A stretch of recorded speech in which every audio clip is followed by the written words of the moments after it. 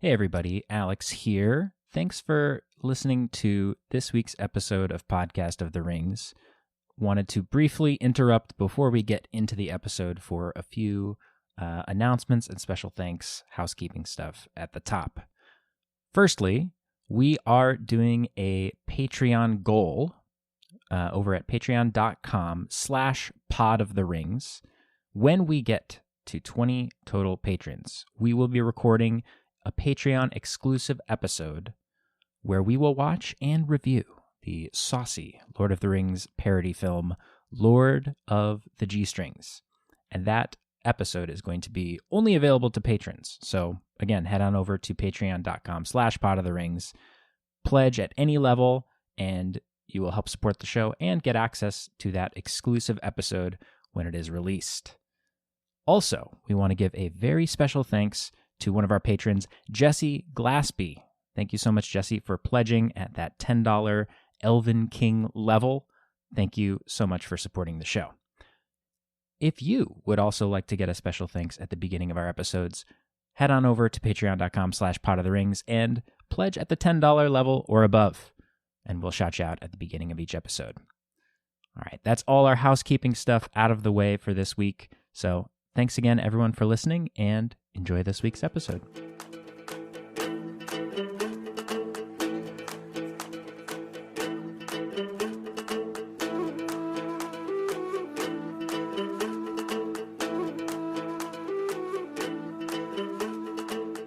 Hello and welcome to Podcast of the Rings, the only podcast about Lord of the Rings that Jessica, Lynn, Verdi, and Alexander Mitchell host. Hi, Alex. Hi, Jess. A truer statement has never been spoken. Doesn't mean we're not available for guests or to be guests on other shows, but it's not, we don't host those shows. It's not our show. Right. Like we were on Voices of Arda, and if you haven't checked that out, you should check that out. With Callie Cosplay and New Betta Do Betta. Yes, one of the preeminent Tolkien people on the internet. That's right. He's making great stuff. That's right. He knew what he offered and didn't stop, which is very cool. Alex, what do you think you offer the Tolkien space that doesn't already exist? Oh, the voice of another straight cis white guy talking about Tolkien. We need more of us. We need more of us, really. Yeah, I mean, I can't wait to procreate with you so we can potentially make more. Who knows? We'll find out. We'll see. Yeah, we won't know what kind of gender they are or what their but we do know that they'll be a Tolkien fan. I just saw a tweet that I did in 2018 that did not age well. Sure. Someone liked it, which brought it back up into my feed, and it was who's going back to 2018 tweets in 2023? Because I think it was the keywords. Oh, it just came up in like the recommended when they searched. In whatever they searched. So is this what Elon Musk is doing with Twitter? Now it's like, let's flood the searches with half-decade old tweets. You know what? Twitter is a hellscape, and the more I realize it, like the less I'm actually going to Twitter. And I used to love Twitter. It used to be so different. For what it was. I loved it for what it was, or like it was the app that I chose to spend my time on. And now I'm watching. It used to be just sort of fun, like, oh, right. I see a funny thing, and now it's just everything is everything's an argument. The most engagement I get is when I'm clapping back at some butt hat. And then even then they clap back at you and you lose. It doesn't make any sense. It's the worst. Even when we're talking in like the Tolkien Twitter space, I mean, there's a lot of great people posting great things that are very wholesome, but I feel like the most engagement and activity was around this negativity that we had with the Rings of Power show. You should see. I mean, you shouldn't. You don't need to. But like they just announced 3 more cast members. I did see the one that our friend Ben sent. Yes, friend of the show and friend Ben Goddard. But no, there was a black actress that was hired, and everyone's like, "Oh, another elf!" Like, I don't even know if it's worth talking about. It's just hateful, and it's stuff that you can't flag for racism because it's like you can't report it because it's not actively saying racist words, and a bot isn't going to get the nuance of the context. Well, but it's just unfortunate that they can't announce an awesome actress or actor without vitriol. Yeah, and I briefly mentioned, because I am also a fan of Magic the Gathering. Oh, yes. Preeminent. I'm seeing preeminent a lot. The leading TCG. That's the word of the day. This is the Alex bingo, like we were talking about. Exactly. Every time I say a $5 word. We should make a Podcast of the Rings bingo. Or someone should do it for us, so that way it doesn't look like we're trying to get people. Well, no, we should make it, because you just have to randomize each. Yeah, square. we can crowdsource square ideas too. That would be great. And reminder, we're about 7 people away from our Patreon goal. So if you like us, literally Pod of the Rings. I think it's like $3 at the very least. Podcast of the Rings. Sorry. Yeah, I mean, just Pod of the Rings. I don't even know. We still have the one ring level too. No one's. Yeah, but that's less interesting to me than just getting 10 Patreon members. Right. You know what I mean? Anyway, so do you want to know what the tweet was? It's unrelated. Well, but so before because I want to talk about this in relation to the casting news and just the discussion, quote unquote, MTG. around Rings of Power. Yeah, so Magic the Gathering, they are doing a crossover set of Magic cards with Lord of the Rings, featuring all the characters and places in Lord of the Rings. So it's chocolate and peanut butter for me. Two great tastes go great together. But people were up in arms. Some people were up in arms when a card image, the card art got leaked of a card that is Aragorn and Arwen, and the depiction of Aragorn is a black man.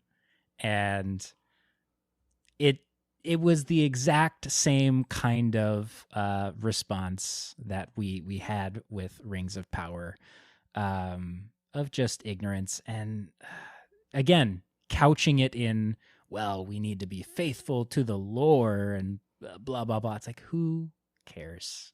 But you know what? Yeah, you're totally right. You're totally right. A fantasy book needs to be accurate. You're totally right. When people start bringing up my favorite, the one that I laugh at the most is when people start bringing in quote unquote scientific arguments about why certain people based on their geographic location would like have this skin tone. So therefore it's scientifically inaccurate for this person to be a person of color. Like, or this is all based on Norse mythology, because of that too. Like, all right, then you know what? Don't watch Loki, or don't watch Thor and cancel Idris Elba. Well, I'm sure Idris Elba. I'm sure these same people. Oh Idris Elba. I'm sure these same people were also advocating for that. So. Listen, and they suck. It's just, I guess it's. It's not a conversation worth dwelling on. But essentially, like, they get a lot of interaction points when they piss people off. Yeah. And so it's hard to, On a positive note, go watch the new Luther movie with Idris Elba. It's great. And Andy Serkis is in it. Oh, look at that crossover event. Actor of Gollum, and he plays an amazing villain in that as well. So look at my that recommendation. Crossover event right there. Yeah.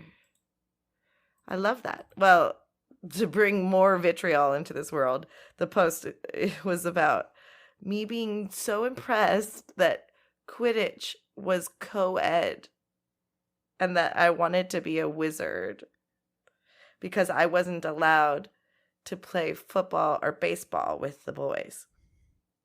Sure. And so I remember being impressed, like, oh, hey, it's not bad to be in a co-ed game. Totally. That's can be very vicious and deadly and all those things. And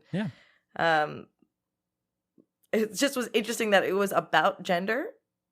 Right. Well, despite how much of a POS J.K. Rowling is for her views on gender and the LGBTQ community and advocating against that, I like to think that we can still, in works, acknowledge when there are good things as well. And I would say that's kind of cool that she made it a co-ed thing. Despite all the other problems with her work, we can go like, yeah, that one thing was okay.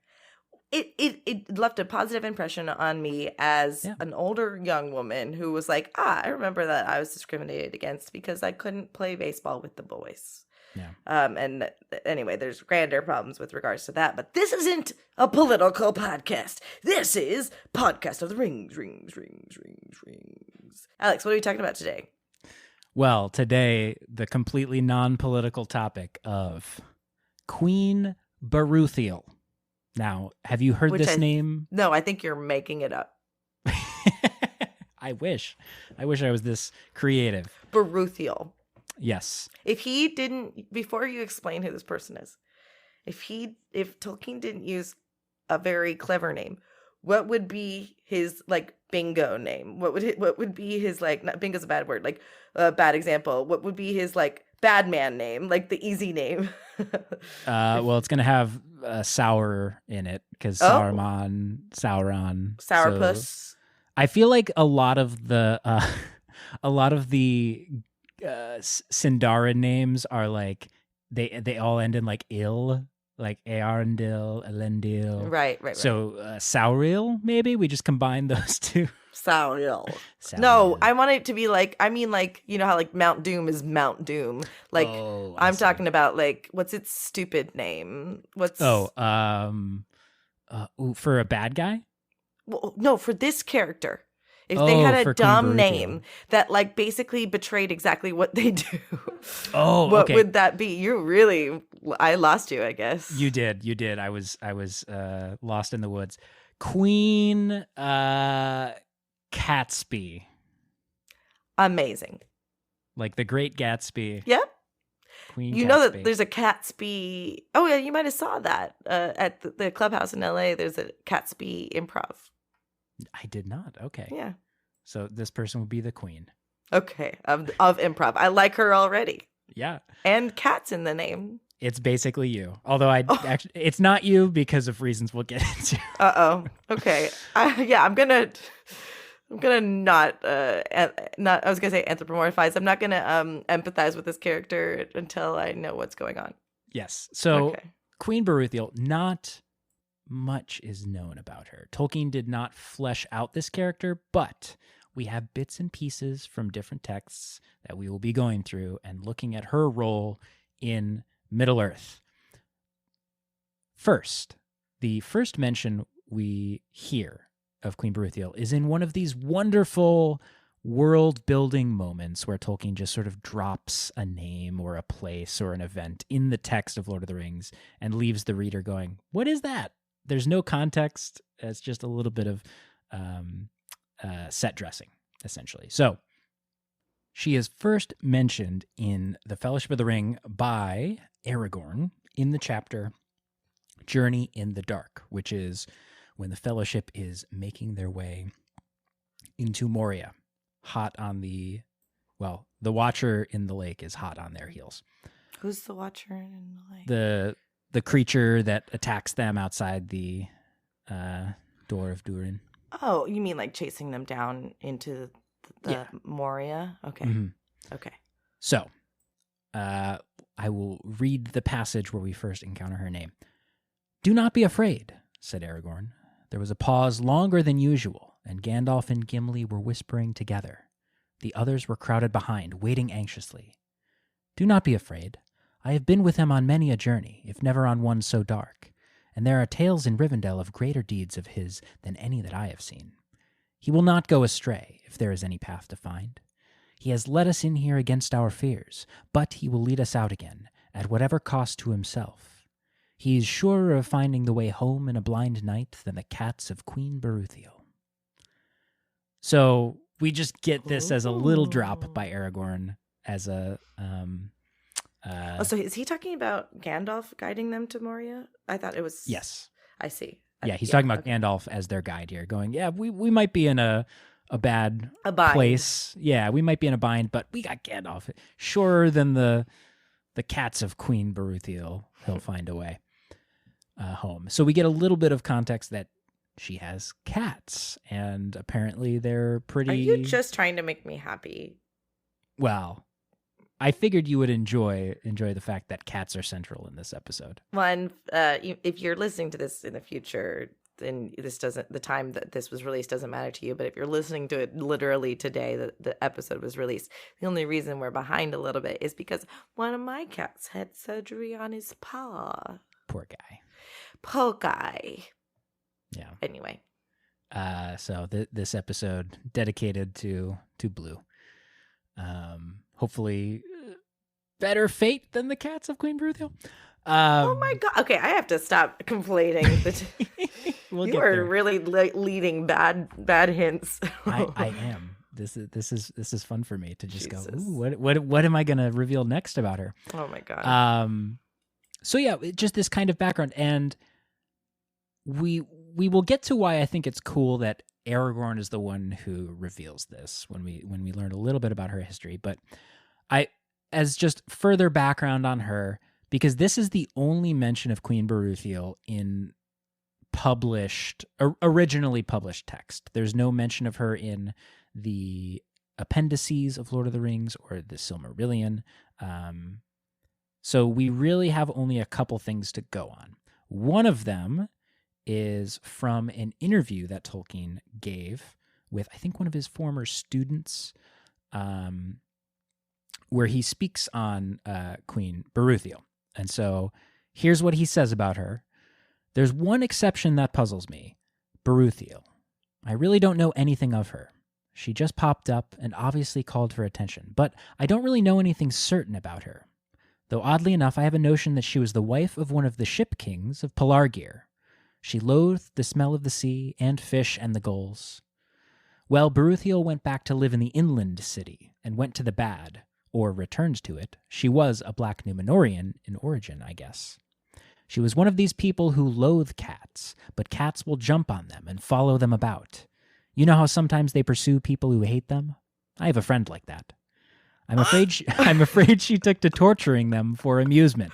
Whoa! But she kept some and used them, trained them to go on evil errands by night, to spy on her enemies or terrify them. Okay, hold on. There's a lot to unpack. Yeah. Namely, have cats been talked about at all in Lord of the Rings? This is one of the points I wanted to get to. So you're asking. I'm jumping. Amazing... Okay. No, it's great. It's great. Yeah. We talk about it now. There's not really a lot of like cat imagery in Tolkien's work that I can think of. Off the top of your head, yeah. Yeah, I mean, you don't hear about like a cat running around the Shire that like kids can ride on. Yeah, it's usually, if it's going to be animals, it's like wolves and fantastical beasts like dragons. I mean, we have Huan. Yeah, we have dogs. A dog. Yeah. Birds, obviously. Dogs serving things on platters. Yes, in The Hobbit. But yeah, not a lot of like cats. This is like one of the few real direct mentions to cats we get. And yeah, I love that he just... One of the things that I appreciate about Tolkien is that he sort of treated his world like it was separate from him. And I love that. It's such a beautiful... Honestly, things are discussed about improv in a similar way. Like, you're learning about your character. The character reveals itself to you when a choice is made. You're like, oh, I guess that is that kind of character. I love that he leaves space to learn, quote unquote, more about a character that he created ultimately. Like his answer to this question is not, well, I never came up with a backstory or context for her. He just says, I don't know. Right? He's treating it as if it's unknown and he hasn't discovered it yet, which I remember mentioning on the show when he gave an interview, or I think it was in one of the Tolkien letters, talking about the Entwives, saying, I don't know what happened to him. Who knows? But I never discovered it. Similarly with Queen Berúthiel here. But what we do get from the little bit that Tolkien has discovered is that she was the wife of one of the ship kings of Pelargir, which, in Unfinished Tales, Christopher Tolkien finds a manuscript that Tolkien wrote, and it gives us a little bit more insight, and we find out that that ship king is King Taranon, who was the 12th king of Gondor in the Third Age, in the sort of first millennium of the First Age. And how much is like 830 Chris, to 913? How much is Chris creating these names, or like looking into his dad's work and going, this is probably who that was?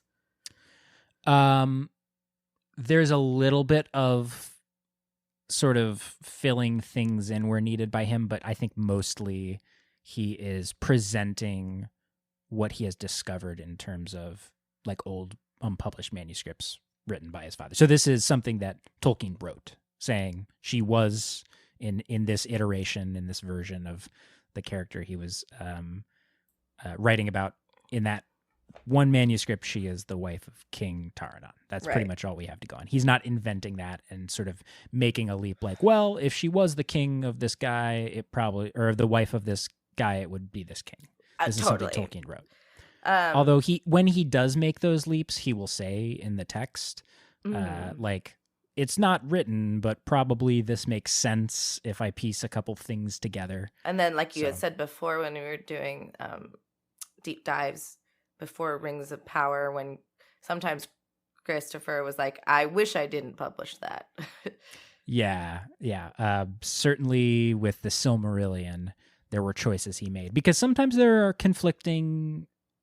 conflicting information, particularly. Like yes, exactly.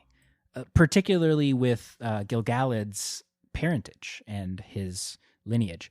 There were multiple versions, and Tolkien changed his mind, and that would significantly change the plot of the fanfic that we read on my stream. Yes, that would have massive consequences. So make sure you pick the right parentage for Gil-galad.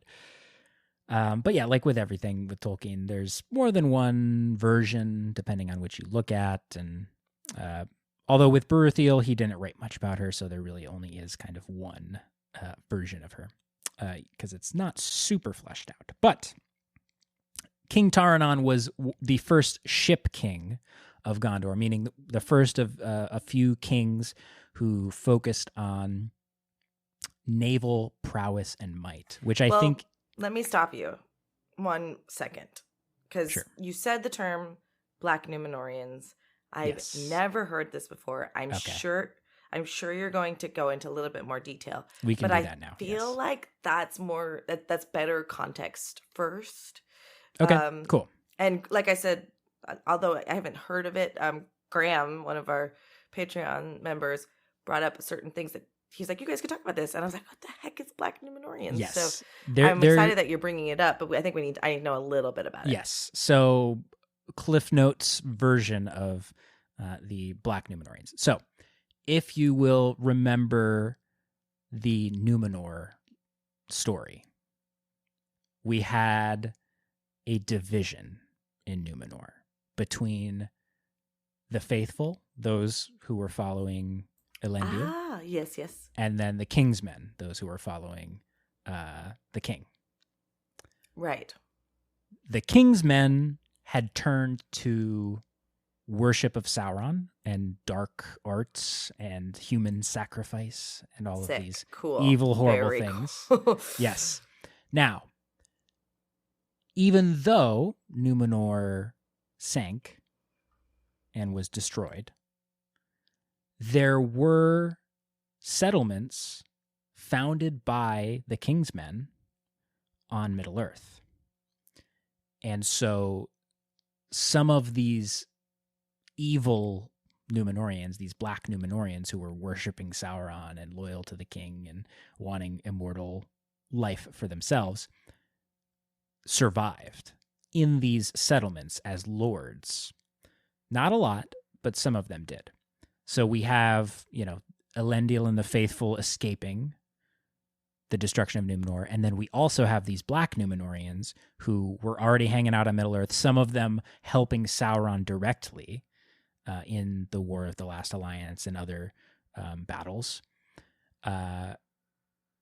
One of the more important locations that they had founded and were lords of was Umbar, which was a settlement south of Gondor. south of the mouths of the Anduin. And this will be central kind of in a number of different conflicts between Gondor and the Haradrim and Sauron. So, and it comes into play in the Lord of the Rings story with the Corsairs of Umbar. And that has its roots in this sort of conflict between the Black Númenóreans and then the Gondorians.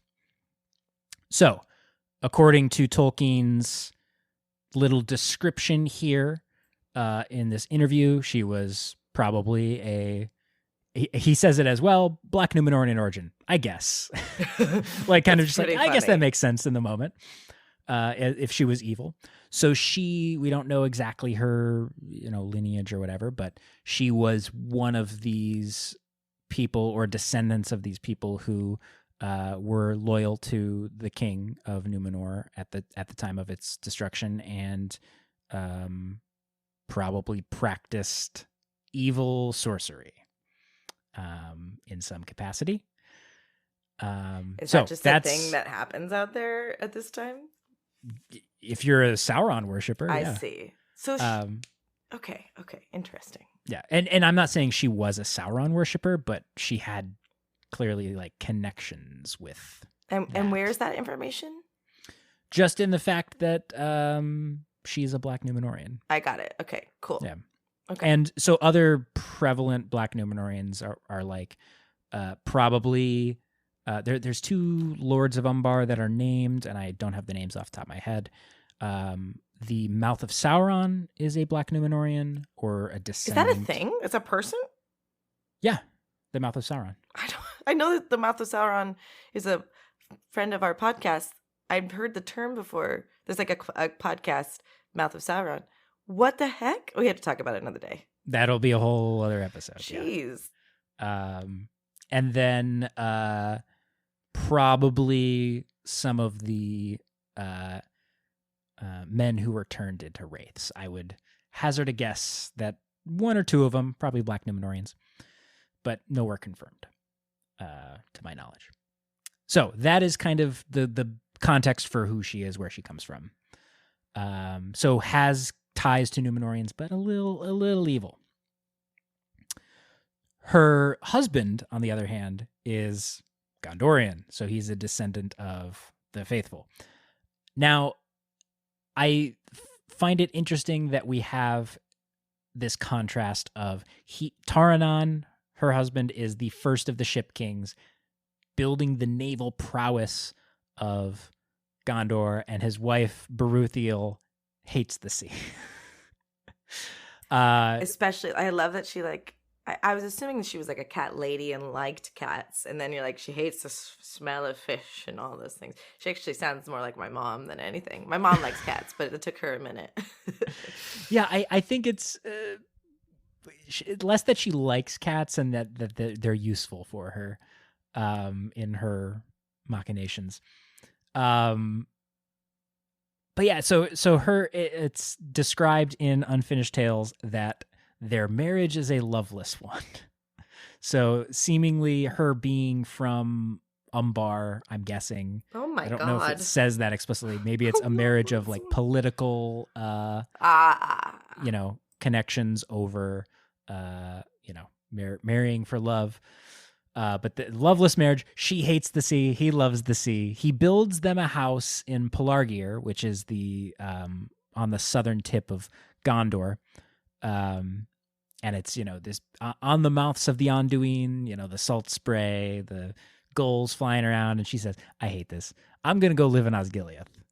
So they don't even live in the same house. I think the king's down in Pelargir. And even though I think at this point the seat of power is in Osgiliath, he just loves ships in the sea so much that he's just hanging out in his man cave down in Pelargir all the time.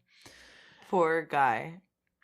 And while she is in Osgiliath, it is said, again from Unfinished Tales, she hated all making, color, and adornment. She wore only black and silver and lived in bare chambers. So she is straight up emo goth. Jeez. Just like we just watched an episode of Joe Pera talks to you, and it's like the scene when the kid of his friend or his neighbor is like painting her walls black. Yep, 100%. As a teenager, that's Queen Berúthiel here. She just hates everything. Doesn't even want furniture in her room. Now, what is she doing in Osgiliath? This is where the cats come in. So, she is said to have had 9 black cats and 1 white cat. It's very reminiscent of the 9 Kingsmen and Sauron. Oh, so you're saying like the nine wraiths, the 9 cats? I'm just saying. So then what's the 1 white cat then? It's Sauron. Oh, that's Sauron. Okay, interesting. Ooh, I like that. Yeah, me too. I like that. I think I know how many cats you and I are going to have now and what kind. No, not going to happen. Have you ever seen the meme that's like, I was told if you have 1 cat, you might as well have 2 cats. So now I have 5 cats or something like that. Yeah, I think that logic checks out. Yeah, totally. At some point, it's just like, screw it. Yeah. What's 1 more? More fitting, though, this analogy or connection you've made, because it does in Unfinished Tales describe the cats as her slaves, just like the wraiths are slaves to Sauron. Her. Yeah, I see. This is the thing. She is the cat lady of Middle Earth, but she doesn't like love. I don't know her. Yeah, I dislike her. What do you think? What do you think she does with her cats? Besides, as Tolkien said, apparently torturing them. Well, okay, so I actually really don't think I can get a grasp on it, because she doesn't like to have anything in her house. Cats are going to bring her trinkets, and she's like, I don't want it. And so, like, she could have them, like, stealing gold or something like that. But I don't, maybe they're, like, cat scratching people and killing them. Okay, the cat assassins. Yeah. I love that idea, and I hope that maybe Tolkien just never got around to writing that, because that is amazing. Just like a cat swiping you, and you're like, oh, that smarts, and then there's poison in there, and you die a week later. No, I'm sorry. A normal cat scratch can kill somebody, or a cat bite, if you don't get antibiotics. Oh, yeah, because cats are dirty animals. Yeah, okay. They are. That's why. Because it just gets infected. It's not like they have poison or venom. It's the puncture wound aspect. If it just pokes a little hole in you and that heals up right away, it can get infected right away. Because of the nastiness. All right, both. In their mouths and in their both. Claws. Yeah, it's both. Alas, these cats are not assassins. Oh. They are spies that she sends around. That's so much smarter. Yeah, the cats are very stealthy. She sends them as spies to uncover the dark secrets of Gondor and, quote, things that men wished most to keep hidden. What those are, it's not said, but I'm sure useful to a ruler who wants to manipulate. And who also is in a loveless relationship and wants to find out what they're looking for in a mate. And it's like, oh, I know how to show up to Carl's house and how to dress. So you're saying she's using these as kind of a Tinder / OkCupid type. I'm not saying that. That gives new meaning to swipe, right? Woo! I'll be here all night, folks. Wow. So yeah, maybe she's scoping out prospective mates. But whatever she's doing, the reason that these cats are able to be her spies is that she can apparently either talk to these cats through sorcery or read their memories. One or the other, it's not clear which. It's said, yeah, maybe she talked to him, maybe she reads their minds. I actually feel bad for her if it's read their memories, because then if she hates fish, she's got to watch them eat fish. Right, she's like, oh, fast forward. Yeah, exactly. Where's the skip 15 seconds button? It's like an episode of Black Mirror or something. living through a cat's eyes. Oh. Yep. I actually a YouTube video popped up where somebody put like a GoPro on a stray cat. Oh, I love that video. And it was just like a life in the day of a stray, and they're just hanging out with their other stray buddies. Well, it disproves the theory too that cats don't. I heard this at least, that cats don't meow except as either kittens or around humans. And in that video, the cat's like, meow, what's up, Sam? Right. Did I ever tell you that the first cat that I just demanded that we take home told me his name? Do you know what his name was? It was Sax, right? It was Sax. Yeah. And what? Well, that's another story. Yeah, for another I won't day. get into that because I think I remember how that story ends. My dad and cat lady feel similar. Apparently, not for today. Well, and maybe similarly to the Men of Gondor, because the Men of Gondor, it said that they would not touch her cats and cursed them as they passed. Because they're spies. They knew what was up. They maybe didn't know what she was doing, but they knew these cats are creepy. So yeah, definitely did not like her or her cats. Now, we don't know exactly if there's a specific reason or just in general they were like, you're spying on us, or you're practicing these dark magic things on your cats and torturing them. And also just overall, you're kind of creepy. Like you live in a bear box. Oh, I think one. Sorry, did you say bear box already? What? Did I miss that? Bear box? Like BARE? Like a bear not adorned. You thought I was talking about an animal's nether regions? No, I just thought like a box where a bear Okay. lives, or like where you hide food. Okay. Oh yeah, when you go camping, you have the bear box. You put your hot dogs in. You have the bear box, and that's all I thought. I did not mean nether regions. Camping enthusiasts right in. No, Is it called a bear box? It is. I mean, we call Is them it bear actually? boxes. Really? Oh yeah. Okay. I've been camping like once. Because there's only a certain way that can be opened, and it's meant to keep out a bear. Oh, okay. Learn Okay, something I'm new not every day. crazy. No, I just I meant it in a different way. That's funny. So we don't know. So the other thing that lends to her creepiness, she had weird like alien looking kind of sculptures in one of the gardens in Osgiliath. Like, yeah, just not traditional art. Some weird creepy sculptures.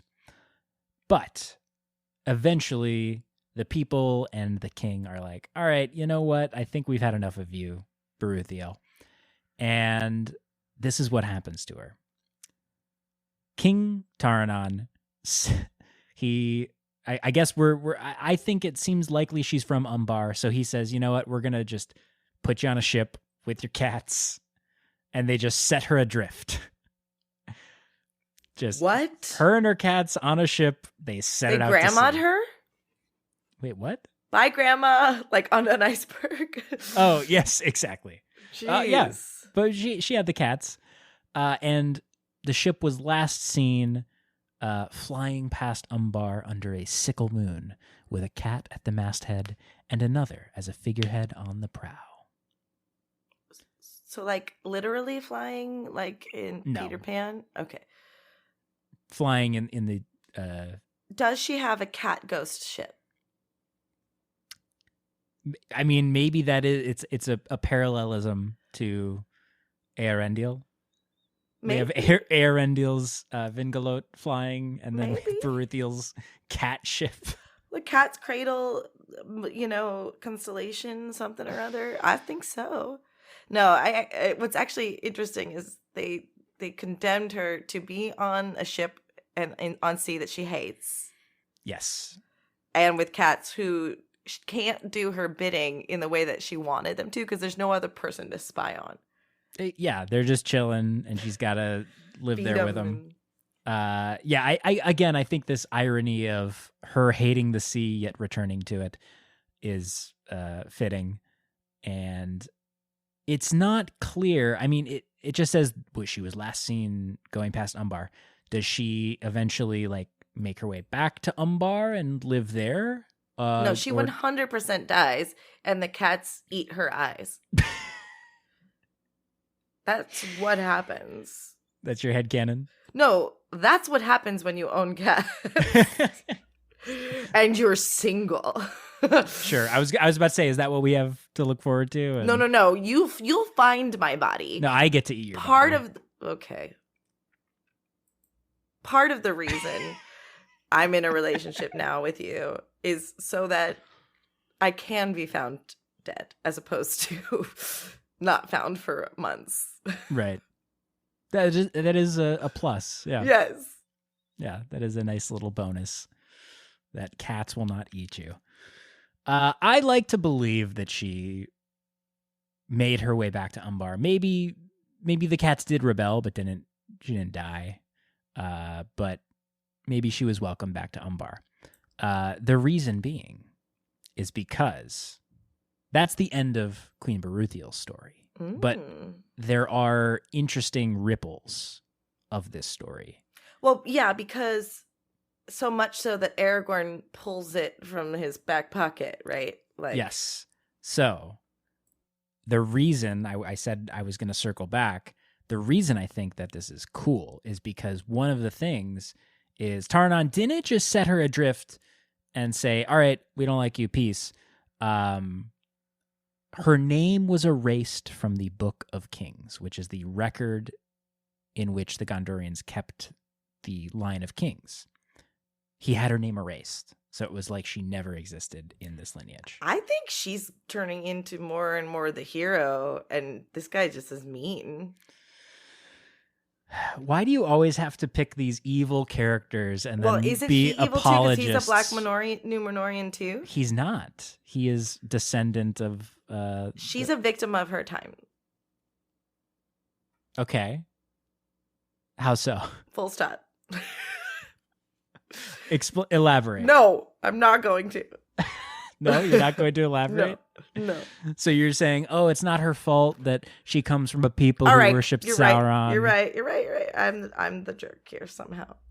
I'm just saying, like, she did maybe not explicitly evil as human sacrifice, but she was like spying on people and torturing. You're defending a cat torturer, Jess. I understand. I didn't know she tortured cats. I missed that part. I didn't hear torture. Definitely torture cats. I've seen the documentary Don't F with Cats. She didn't do that. You didn't say that. You didn't lead with that. It was in the Tolkien interview that I mentioned. He said torture? Yeah, it says, I'm afraid she took to torturing them for amusement. Not even like, I'm torturing you because you weren't a good spy. Just like, I'm bored in my room with nothing in it, but there's a cat here. Let me poke it. That I don't like. I hate her. I'm sorry. Let's erase all this. Okay, yeah. We'll take it out in post. I missed it. I conflated torture with turned into spies. Sure. Well, yeah, I mean... Because it's a loose term, but it's probably not a loose term. No, I don't think that's an alternate definition of torture. No. So, because of her cat torture, she was erased from the Book of Kings, but her legend lived on, right? You don't forget the weird queen who had a bunch of cats that she tortured and spied on people. She should die in hell. Carry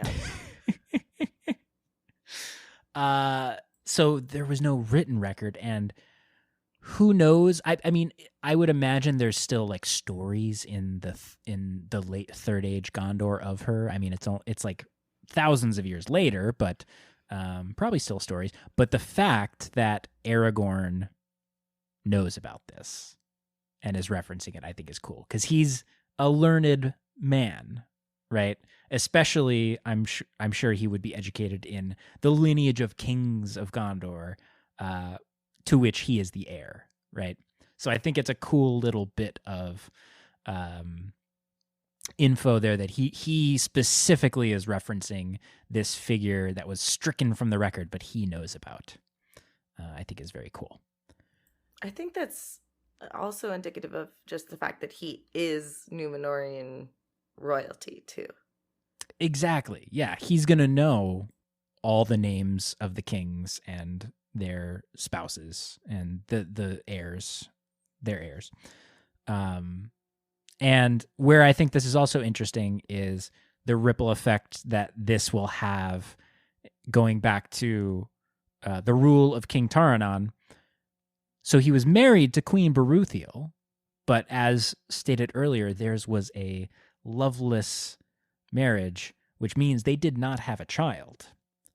So his rule, when he died, passed down to his nephew, King Eärnil, who would be the second of the Ship Kings. And Eärnil and his heir would then go on to get into some major conflicts with Umbar. Eventually, under Eärnil's rule, they took over Umbar. They cast out the lords of Umbar who were Black Númenóreans, potentially Queen Berúthiel, who knows? I don't know if she was still alive at that point, if she did survive and settle in Umbar. But then that basically started this whole conflict with Umbar, which I think we can say like it kind of stems from they tried to forge an alliance with them with this marriage. That fell apart. Taranon couldn't take it. He sent his wife out to sea. And then his heir, his nephew, goes and, you know what? That place my aunt is from, we're gonna lay siege to it and take it over. And that would lead to many conflicts with Umbar. We'll maybe do a whole Umbar episode later. But I mean, we have so many things to talk about. That's more than anything exciting. Mm-hmm. You know? Yeah, I love the whole Umbar story because it, with a brief overview of it, is like there's like this civil war that happens in Gondor, and some of these people flee to Umbar, and that's where like the Corsairs of Umbar come from, and they go and fight back against Gondor, and then that has all these cascading effects, which eventually lead to like the animosity between in the Third Age during Lord of the Rings, the animosity between Umbar and Gondor, and the idea of the Corsairs of Umbar come from Gondor's own history and its inner conflicts and civil war, which I just think is really cool. And it all goes back to the idea of the Númenórean rift of the Kingsmen and the Faithful. That Umbar is on the Kingsmen side and Gondor the Faithful side. So it all goes back to Númenor, which I think is really cool. If you had to say, maybe you have said this before, is Númenórean are the Númenors your favorite thing about Lord of the Rings? Like in terms of a people? Just in general, like what is your favorite thing? That's a hard question to answer. You're not allowed to say Sam. I mean, he's probably the best character in Lord of the Rings. I don't know. I think there are so many things about Lord of the Rings that I enjoy from its, like we see in this story, like the sort of world building of, I'm just going to drop names and things that you have to look up. And like it's so deep and rich that I like. But then at the same time, it just has these amazing human moments, like with Sam and Frodo, especially, or, you know, the friendship of Legolas and Gimli, all these things. So it has those amazing, like, small character moments, and then it has these epic tales that span over millennia, like the Númenóreans, that you can trace the sinking of Númenor all the way through to, you know, more than 3,000 years later, the Corsairs like attacking. That all links back to just Númenor and that conflict. It's all connected. I really look forward to. Okay, I'm sorry.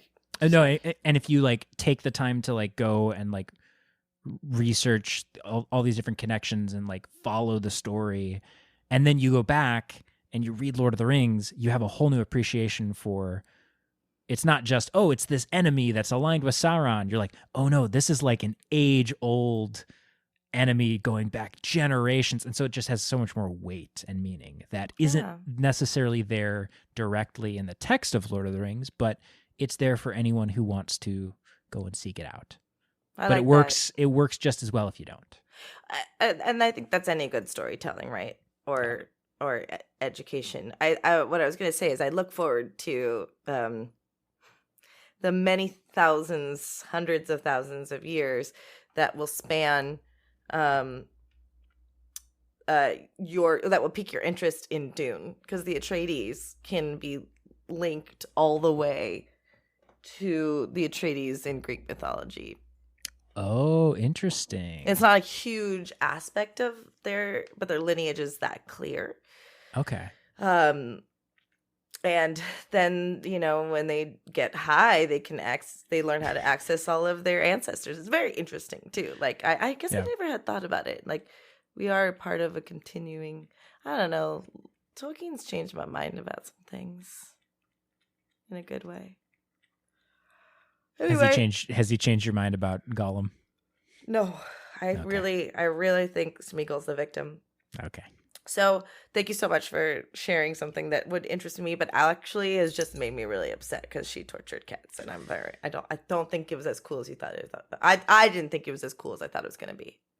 I do feel a little bad that it was kind of a bait and switch. Like, hey, it's a cat lady episode. Oh no, she actually doesn't like cats. Wait, no, you don't feel bad because you wouldn't have proposed it that way. You're right. I know you well enough to know that you would have softened the blow if you wanted to. Sometimes you just got to pull the rug out from under your co-host. Do you? Anyway, I am Jessica. This is Alex. We likely will have one more episode with me in LA and Alex in Chicago, and henceforth I'll be in Chicago with Alex, which may afford us an opportunity to record the show for video. We'll see. But that's the future plans. But that just means I'm just buying us a little wiggle room if we're a little late on an episode next coming weeks, because I'm literally moving across the country to go be with this boy toy. Moving is hard. And so, I know. Yeah. we may be a little behind the next. I'm getting week or shipped two. to Umbar. Oh no! Oh no! We're looking at a death sentence here, folks. Jesus. Goodbye, my single life. Alex, what are you up to? Where could they find us do things? Well, I am at twitch.tv/Slokatu, where I stream stuff. I have been teasing that when we hit the tip goal on my channel, that I will be doing a entirely Lord of the Rings themed stream, and that has happened. So that stream to be scheduled probably later in April. So I will make sure to let all the podcast audience know when that's happening too, if you're interested in coming by and hanging out. Am I misremembering that you also are going to be cosplaying? You're not. I will be doing a cosplay. Okay. So I'll have to order that cosplay fairly soon. I think you probably have stuff in your closet more than you realize. Well, we'll see. I mean, I'm going to be going through it pretty soon here, so Sure. I'll make a note of that inventory. Awesome. But yeah, that's where people can find me. How can they get activated with this show? Well, number one, if you want to support the show and help us hit our Patreon goal so we can do that special bonus episode, you can go to patreon.com/podcastoftheRings. Support at any level. Help keep this show going. And get acknowledged if you donate at what I think it's the second tier we have. You'll get a special thanks. We appreciate all our patrons. And we've had people submit show ideas, which is great. So if you want to hear us talk about a specific topic, feel free to let us know on the Patreon. You can Don't also let us know anywhere else. No, I mean that's the special access you get for being a patron. So that's right. Exclusive to Patreon. So if you want to interact with us on Twitter, you can go to twitter.com/PodOfTheRings for some dank memes, I'm sure, as well as Instagram at POTRPod. And if you want to contact us directly through email, podcastoftheRings@gmail.com, or you can go to podcastoftherings.com and just get all that information in one place. Sure. That's awesome. Well, yeah, I'm Jessica Lynn Verdi. I don't know why anyone would want to find me doing anything, but should you can just Google my name. All right, Alex. Until our roads. What a plug. Yeah, I know. Until our, I just do it in the undersell. I try to do the under pitch. What if I was like, oh my God, thank you guys so much for following me. You're the Justice Leaguers. Everyone thinks you're so, I just couldn't be that person. I just don't want to be that person. I'd just rather make good content with integrity. That's what I would rather do. Can appreciate that. I'm sure you do. Alex, until our roads literally meet again. Maybe next time? Yes. Bye.